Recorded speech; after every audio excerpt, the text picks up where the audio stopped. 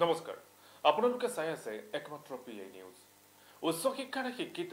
অলেখ প্ৰতিভাৰ গৰাকী লখিমপুৰ জিলাৰ নাৰায়ণপুৰৰ জামিনী ৰয় এই বিশেষ ব্যক্তিগৰাকীয়ে গঢ় দিছে বহুত মানৱ সম্পদৰ জামিনী ৰয়ক লৈ আমাৰ নাৰায়ণপুৰৰ সংবাদদাতা অভিজিত হাজৰিকাৰ এখন প্ৰতিবেদন আপোনালোকলৈ আগবঢ়াইছো ৰম দৃশ্য যেটি দৃশ্যত হয়তো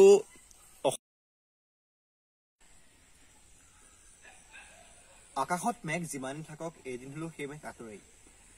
আমি এদিন তেনে এজন ব্যক্তিৰ কথাৰেই তেনে এজন ব্যক্তিৰ বাসগৃহত উপস্থিত হৈছোহি পিআই নিউজ নাম জামিনী ৰয় এসময়ত মাধৱদেৱ মহাবিদ্যালয়ৰ শ্ৰেষ্ঠ গায়ক আছিল তেওঁ বহু প্ৰতিভাৰ অধিকাৰী কিন্তু দৰিদ্ৰতাৰ কৰাল গাহত যেন তেওঁ বহু পিছলৈ যাবলগীয়া হৈছে বৰ্তমান তেওঁ বাসগৃহত আমি উপস্থিত আছো প্ৰথমে বাসগৃহৰ পৰিৱেশটো আমি দেখুৱাবলৈ বিচাৰিছো ফুল ফলেৰে জাতিস্কাৰ এটা পৰিৱেশ এটা মনোৰম দৃশ্য যেটি দৃশ্যত হয়তো অসমৰ বিভিন্ন প্ৰান্তৰ পৰ্যটকে খুদ নবলেও এই অঞ্চলৰ লোকসকলে নিজৰ মনটো ফৰকাল কৰিবলৈ আবেলিৰ সময়ত বা সন্ধিয়াৰ পৰত এই বিশেষ ব্যক্তিজনৰ বাসগৃহত আহি উপস্থিত হয়হি কাৰণ তেওঁলোকৰ মনটো সুস্থ লাগে মন সুস্থ হলেহে স্বাস্থ্য নিৰোগী হয় আমি প্ৰথমে তেখেতৰ ওচৰলৈ যাব বিচাৰিছো প্ৰথমে আপোনাক পিআই নিউজলৈ স্বাগতম জনাইছো ধন্যবাদ ফুল ফলেৰে জাতিস্কাৰ এখন ঘৰ এটা সুন্দৰ পৰিৱেশ কেনেকৈ গঢ়িছে প্ৰথম কথা হল কি আসলতে মোৰ মাৰ পৰাই অনুপ্ৰেৰণা পাইছিলো ফুলৰ লগত ধেমালি খেলাৰ যেটো পৰিৱেশ এতিয়া বৰ্তমান মোৰ এটা এনেকুৱা এটা মনলৈ আহে এই বৃন্দাবন যেটো কৃষ্ণৰ মানে যেটো মানে ধেমালি কৰা যেটো বৃন্দাবন দৃশ্য মানে সেই পটভূমিখন মোৰ মনলৈ আহে মাৰ পৰা শিকিছিলো গতিকে সেই পটভূমিতেই মানে তেনেকুৱা এটা হৃদয়ত অংকন কৰিয়ে মানে মই ফুলৰ লগত ধেমালি কৰিব চেষ্টা কৰো যেহেতু আপুনি জ্ঞানৰ পোহৰ বিলাই আপুনিও এজন জ্ঞানৰ পূজাৰী আছিল এক সময়ত হয় হয় যেটো দৰিদ্ৰতাৰ কৰাল গাহৰ বাবে হয়তো আপুনি চৰকাৰী চাকৰিৰ পৰা বিমুখ হ'বলগীয়া হ'ল নহয় আচলতে তেনেকুৱা নহয় চৰকাৰী চাকৰি নপ মই এটা ৱৰ্ল্ড লিডাৰ বিএছএন মেডিকেলত চাকৰি কৰিছিলো গুৱাহাটী মেডিকেল কলেজতেই মই কাম কৰিছিলো কিন্তু মই বহুত ভাল ধৰণৰ চাকৰিও পাইছিলো কিন্তু মই মোৰ অলৰেডি মানে অনলি আপোনাৰ কি হয় মোৰ যে ডেষ্টিনেশ্যনটো মোৰ কালচাৰত আছিল আৰু সেই কাৰণে মই সকলোখিনি চেক্ৰিফাইচ কৰিছো চৰকাৰী চাকৰি মই এৰি দিছিলো নহয় আপুনি কিয় কৃষিমুখী হৈছে সেইটো এটা কথা আচলতে মোৰ যিহেতুকে মোৰ কালচাৰটো মোৰ জীৱনৰ এটা মোৰ সৰুৰ পৰা ব্লাডতেই আছিলে আৰু সেইহেতু মই আচলতে মই কি এটা লুক্সুৰিয়াছ জীৱনৰ পৰিৱৰ্তে মই মানে সংগীতৰ দিশত বা কালচাৰেল দিশত কেনেকে মই আগবাঢ়ি যাব পাৰো সেইটোৱে মোৰ কাম্য আছিল সেইকাৰণে মই বাকীখিনি এৰি দিয়া হৈছে আপোনাৰ পৰিৱেশটো সন্ধিয়াৰ পৰত বা আবেলি হয় বহু অঞ্চলৰ লোকসকল আহে আৰু মনটো ভাল লগাবলৈ তেওঁলোক কিয় আহে বুলি আপোনাক জনায় তেওঁলোক আচলতে এনেকুৱা ধৰণৰ মানে কি এই প্ৰকৃতি মানে যিটো ৰূপে চাকে তেওঁলোকক আকৰ্ষণ কৰে তেনেকুৱা বুলিয়ে ভাবো মই আৰু যিহেতুকে মই পথৰুৱাসকলে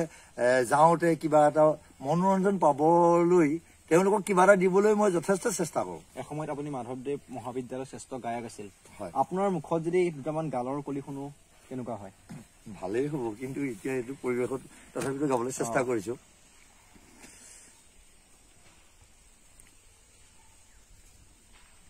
ও যাদৱ উৎসাবন মালি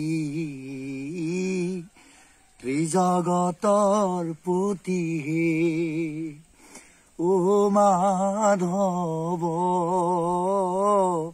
উৎসাবন মালি জগতৰ পতি আপুনি যিহেতু এতিয়ালৈকে দুটাকৈ গানৰ কেছেট মুকলি কৰিছে হয় হয়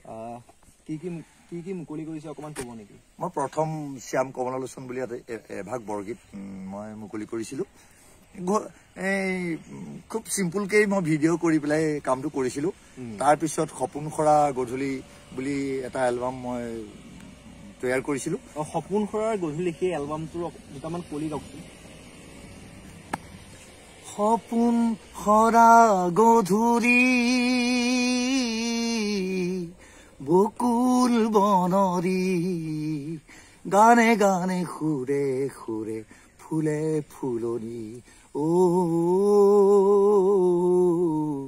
গানে গানে সুৰে সুৰে ফুলে ফুলনি যেহেতু মাঘ বিহুৰ পূৰ্বে আপোনাৰ এটি বৰগীতৰ এলবাম ৰাইজৰ মাজলৈ মুকলি কৰিব হয় কেনেকুৱা প্ৰস্তুতি কেনেকুৱা চলিছে এইটো ৰং চেনেলৰ সহকাৰী পৰিচালক দেৱজিৎ বৰুৱাৰ তত্বাৱধানতে কামভাগ কৰা হৈছে আৰু এই মডাৰ্ণ সংটো মাঘ বিহুৰ আগে আগে এৰাৰ তেওঁ কথা দিছে আমাক বৰ্তমান আপুনি ঘৰৰ কৃষি কৰ্মৰ উপৰিও কি কৰ্মত জড়িত হৈ আছে মই বৰ্তমান এতিয়া মোৰ এই গানটো ৰিলিজ হোৱাৰ পিছতে আচলতে এই কামখিনি মই সময় অতিবাহিত কৰিবৰ কাৰণে কৰোঁ আৰু তথা মনোৰঞ্জনৰ কাৰণে কৰোঁ কিন্তু কথাটো হ'ল কি মোৰ ইয়াৰ পিছতে মই এটা বৰগীতৰ এলবামৰ কাম কৰিবলৈ চেষ্টা কৰি আছোঁ এই কামটোত যথেষ্টখিনি শিক্ষানুষ্ঠান বিশেষকৈ মই মাধৱদেৱ বিশ্ববিদ্যালয় বা আমাৰ লেটেকুপুখুৰী মহাপুৰুষ গুৰুজনাৰ যি জন্মস্থান বা তেওঁৰ যি আগৰ যি দুভাগ থান এনেকে ধৰণে আমাৰ নাৰায়ণপুৰৰ কিছুমান ধৰ্ম প্ৰতিষ্ঠানৰ লগত যোগাযোগ কৰি এই বৰগীতৰ এলবামৰ কামখিনি কৰিবলৈ মই প্ৰয়াস কৰি আছো আজিকালি কিন্তু যুৱ প্ৰজন্ম কিন্তু চাকৰিমুখী হোৱা দেখিবলৈ পোৱা গৈছে কৰ্মৰ প্ৰতি ধাউতি কমিছে কি তেওঁলোকক কি আহ্বান জনাব আচলতে কথাটো এনেকুৱা চাকৰি মানে কি চাকৰিটো এনেকুৱা এটা বস্তু কেৱল নিজক জীয়াই ৰাখিবৰ কাৰণে নিজক এটা সুন্দৰ ৰূপত নিজৰ জীৱনটোক এটা সুন্দৰ ৰূপত নিবৰ কাৰণে এটা প্ৰচেছ কিন্তু কথাটো হ'ল কি সামাজিক যিটো দিশ সামাজিক দিশত কিছুমান আগবঢ়াবলৈ যাওঁতে আচলতে মই ভাবো চাকৰিটো সেইটো পাৰ্চনেল মেটাৰ কিন্তু চাকৰি ব্যক্তি বিশেষে চাকৰি নোহোৱাকো মানুহে মানুহৰ জীৱন যাত্ৰা আৰম্ভ কৰিব পাৰে শেষত আপুনি গানৰ কলি এটাই আপোনাৰ পৰা বিদায় ল'ব বিচাৰিছো গানৰ কলি এটা আপোনাৰ মুখত ধন্যবাদ সপনে দুপাহি মেলে তুমি জানানে মৰমে কলিজাত নাচে তুমি বুজানে নুজুখিবা আজি তুমি আলসুৱা হিয়া মোৰ নাযাচিবা একো আজি ভাগৰুৱা হিয়া মোৰ সপোনে দুপাহি মেলে তুমি জানানে আপোনাৰ মুখত প্ৰতিটো শব্দত সপোন সপোন শব্দটো শুনিবলৈ পোৱা গৈছে কিবা অন্তৰ্হিত শক্তি লুকাই আছে নেকি না তেনেকুৱা এই গানটোক লৈ পেলাই যিটো সপোন সেই তেনেকুৱা ধৰণৰ মোৰ কোনো সপোন বেলেগ সপোন মাত্ৰ মোৰ বেলেগ একো সপোন নাই এইটো নিশ্চিত সপোন মাত্ৰ এটাই যে গুৰুজনাৰ আদৰ্শৰে কিছুমান কাম কৰি আগবাঢ়ি যোৱাৰ প্ৰয়াস আমাৰ মাজত স্থানীয় ব্যক্তি আছে যিহেতু এই বিশেষ ব্যক্তিগৰাকী বাসগৃহত সন্ধিয়াৰ পৰত বহু পৰ্যটকে ভিৰ কৰেহি তেওঁলোকৰ মনটো ফৰকাল কৰিবলৈ ৰূপম বৰা আপোনাক প্ৰথমে পিআইডিলৈ স্বাগতম জনাইছো যিহেতু ফুল ফলে জাতিষ্কাৰ এখন ঘৰ সকলোৱে মনটো ফৰকাল কৰি সন্ধিয়াৰ পৰত উপস্থিত হয় কি ক'ব আচলতে জুমন ৰয় জামিনীদা মোৰ শিক্ষাগুৰু আছিল আৰু এতিয়াও এজন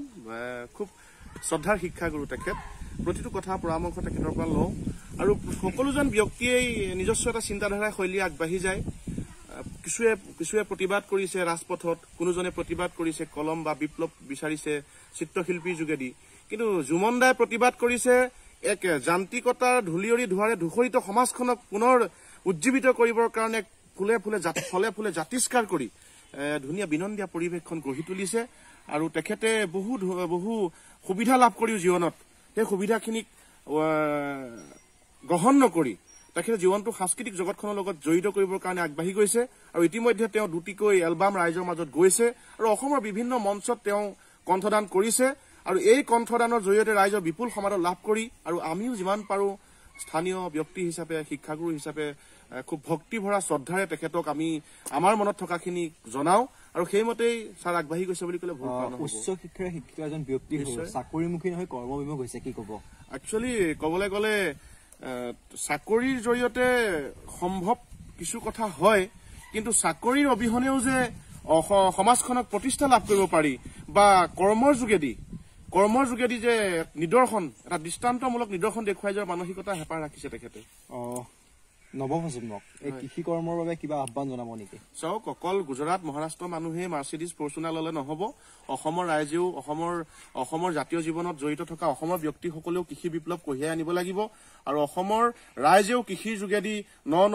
শক্তি উদ্ভাৱন কৰিব লাগিব স্বাৱলম্বী হ'ব লাগিব এই ক্ষেত্ৰত জামিনী ৰয়ক আমি নিদৰ্শন হিচাপে ল'ব পাৰো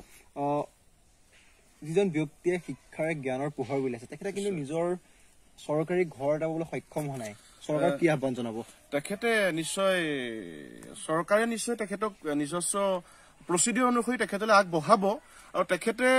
বিভিন্ন শিক্ষাদানৰ জৰিয়তে মানৱ সম্পদ গঢ়া খনিকৰ বুলি ক'লে ভুল হোৱা নহ'ব তেখেতে কেৱল এজন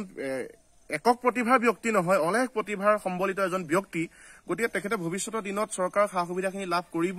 আৰু কিছু পৰিমাণে লাভ কৰিছে আৰু তেখেতৰ সপোনবিলাক চৰকাৰৰ অৱনমিত কিছু আঁচনিৰ লগত লালায়িতৰ ৰূপত জীৱনটো কটাব বিচৰা নাই তেখেতৰ সপোনবিলাক তেখেতৰ কামবিলাকেই যাতে এটা সময় হওক প্ৰজন্মৰ সাহস হোৱাৰ মানসিকতাৰে সদায় কামবোৰ কৰি গৈছে এয়াই আছিল জামিনী ৰায় বাসগৃহৰ কিছু দৃশ্য আৰু স্থানীয় বাসিন্দাৰ মন্তব্য জামিনী ৰায় সঁচাকৈ সকলোৰে আদৰ্শ হওক আমি তাকেই কামনা কৰিছো